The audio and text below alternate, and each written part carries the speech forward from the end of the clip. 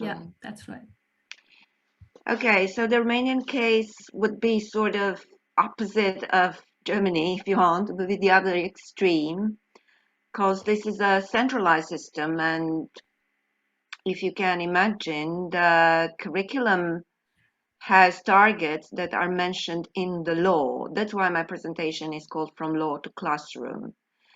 And it is a curricular perspective. It's not exactly curriculum from the official to the achieved curriculum, because as Katja already mentioned, there are always lots and lots of gaps in between these two. So here the policymakers, if you want, they wanted a chart exactly where you want to get.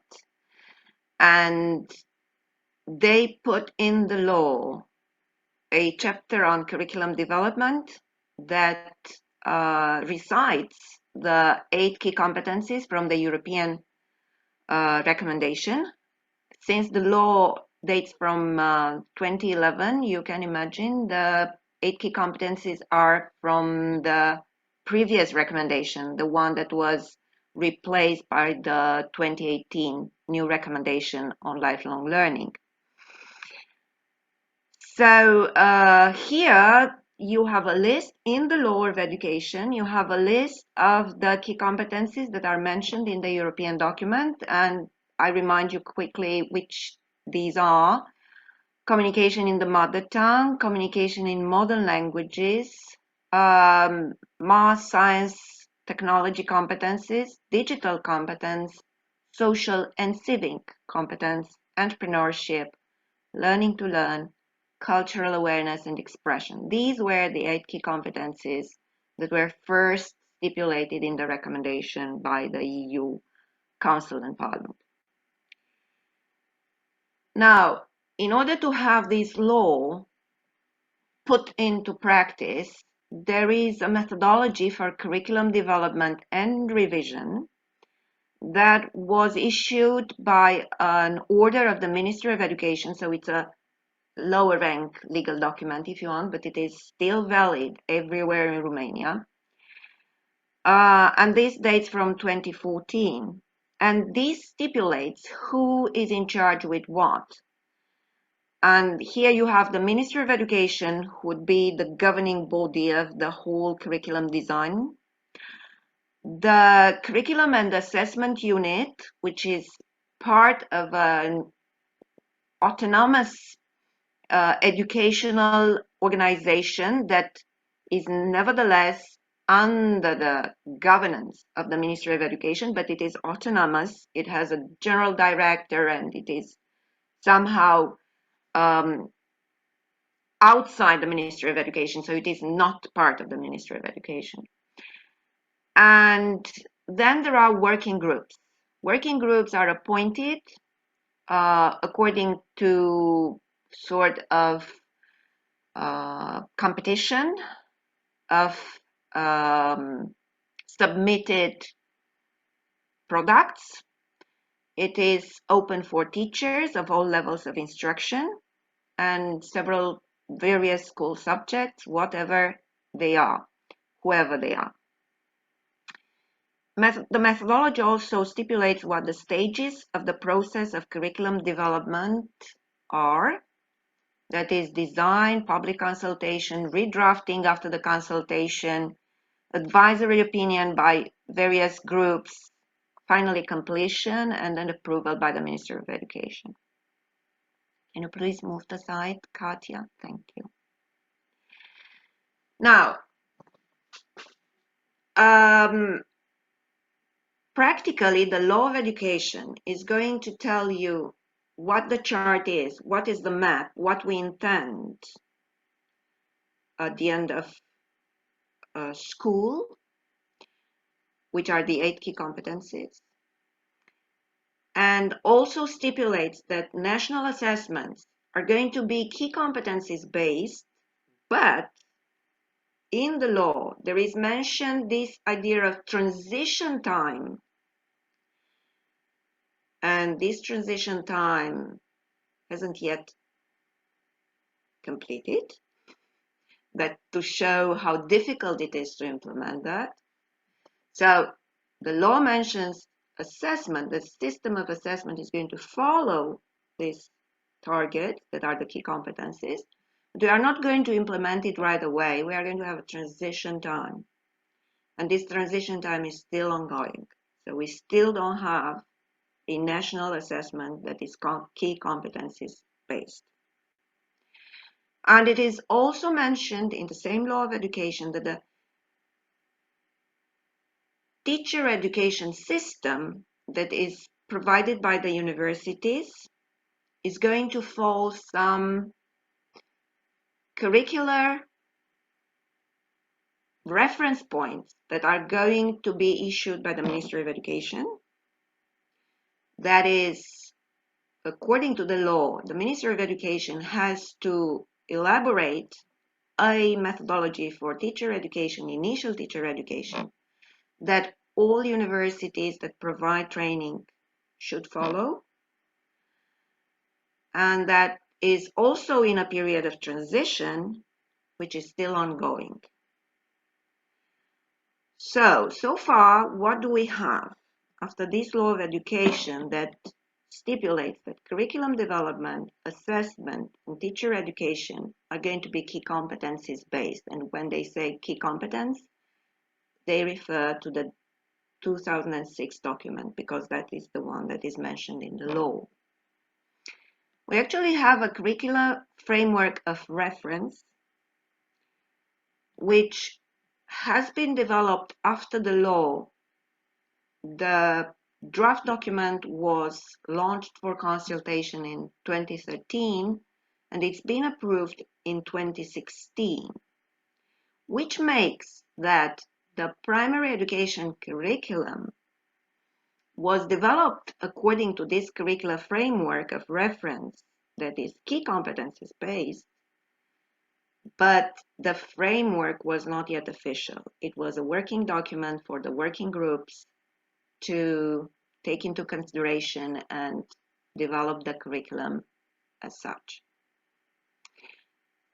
Middle school curriculum, official curriculum, is published in 2017, so that one was officially designed and went into the whole process of consultation, redrafting, completion, everything, according to this new framework of reference that was approved, and that is official. What is the curricular framework of reference? It is actually, it is actually a translation of the European recommendation, which is designed, which is defined on 3 levels of attainment. So if you're familiar with the framework for lifelong learning of the EU, you have some specifics, some descriptions for knowledge, abilities, and attitudes for each of the 8. The experts that work for the Romanian framework, they took this and they defined it for a primary level, for middle school, and for high school level. That is, there are 3 levels of attainment that try to mirror the stages of development. So it is in progression from simple elementary towards developed, more advanced at the end of the high school.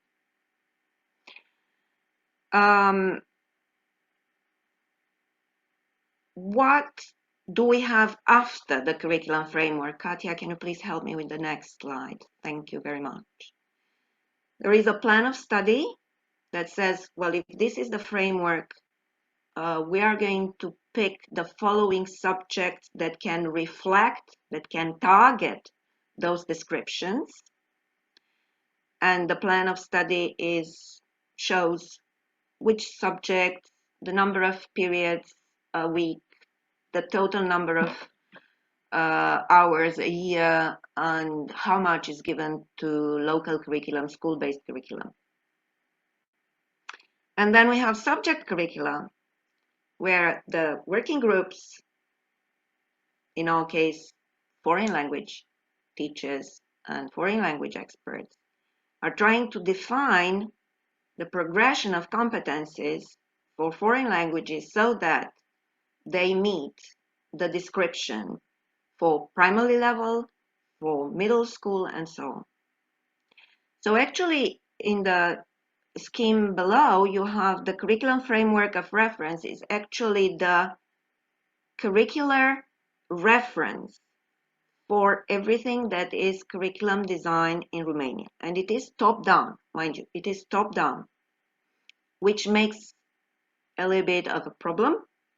And when I say that, it's a euphemism, it's a nice word, because you can imagine teachers are not very willing, mainly if they are not trained, to have a transversal perspective to come out from their disciplinary box. They are trained in initial training to be subject teachers, and that makes it difficult for them to switch. Right, can I have the next slide? Thank you. How did we... Ligia, I'm afraid we are running short of time, so please can you perhaps squeeze it in a little bit? Sorry. Okay, so it's just this slide. Can I have 2 minutes? Mm-hmm. Thank you. So in the foreign languages curriculum, we have competencies that are put in progression. They mirror the levels in the European framework, in the CFRL. And then there are many examples and suggestions on how to deal with this communicative stuff in a transversal perspective. So actually, I think that very important is to question, and we try in trainings to help teachers redraft their mindsets so that they ask questions like, how can I help students communicate in a foreign language in order to expand their cultural awareness? Because it is not communication per se.